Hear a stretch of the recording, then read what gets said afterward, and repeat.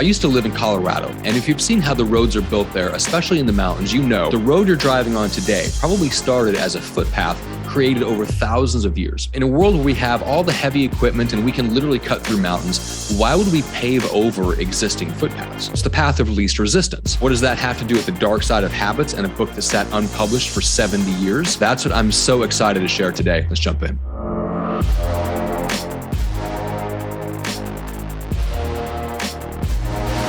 In his book, Outwitting the Devil, Napoleon Hill has a conversation with the devil where he lays out the dark side of habits. And some call it an allegory, some call it a vision or a dream. We don't really know. What we do know is that the manuscript was so controversial, it wasn't allowed to be published until after Hill's widow passed away. What does it mean that there's a dark side to habits? Well, habits are not neutral. Habits work because our brain wants to conserve energy and keep us ready for threats. It's way back in our lizard brain. So we're wired to take the path of least resistance, just like paving over an old footpath, which means that habits work to keep us addicted to behaviors that we started years ago, way after those behaviors start to damage us. Habits can be as extreme as drug addiction or as subtle as self-sabotage or even avoiding uncomfortable conversations. So if habits are neutral and the whole thing just kind of works because of how we're wired, what determines whether a habit is good or not? According to Hill, it's something called definite purpose. Our definite purpose is our dream. It's our overall aim. It's that North Star that we're navigating by, and we need a definite purpose in every single area of life. As Hill puts it, without a definite purpose, our habits tend to pull us off course and we drift into what he calls hypnotic rhythm.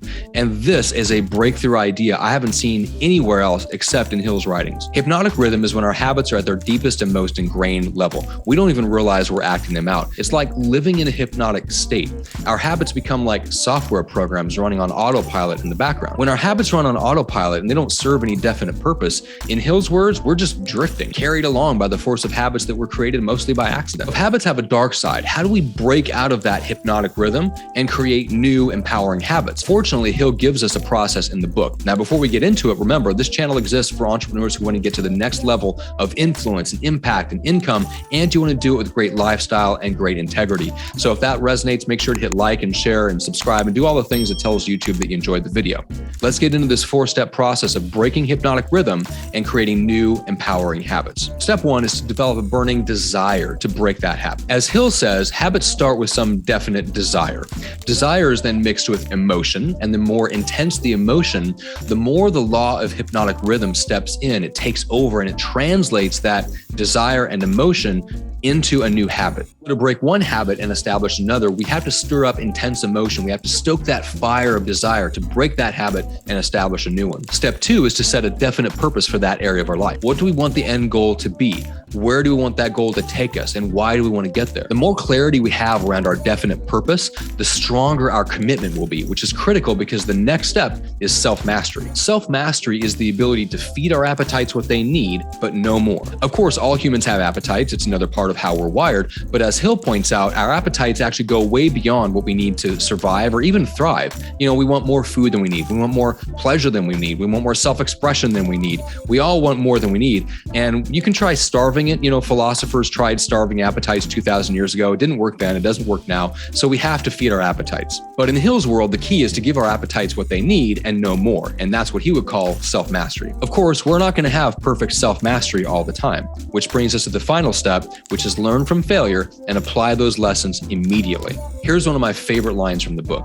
My experience has taught me that a man is never quite so near success as when that which he calls failure has overtaken him, for he is forced to think. If he thinks accurately and persistently, he discovers that so-called failure is usually nothing more than a signal to rearm himself with a new plan or purpose. Grab the book. It's one of my most recommended of all time because it really has the secret, I think, to breaking the dark side of habits, getting out of that hypnotic rhythm that keeps you locked into bad habits that no longer serve you, and help you create new empowering habits that get you exactly where you want to go towards that definite purpose. So if you enjoy the content, make sure to hit like, share, subscribe. Hit me up over on Substack for more, and here is another video that you might enjoy.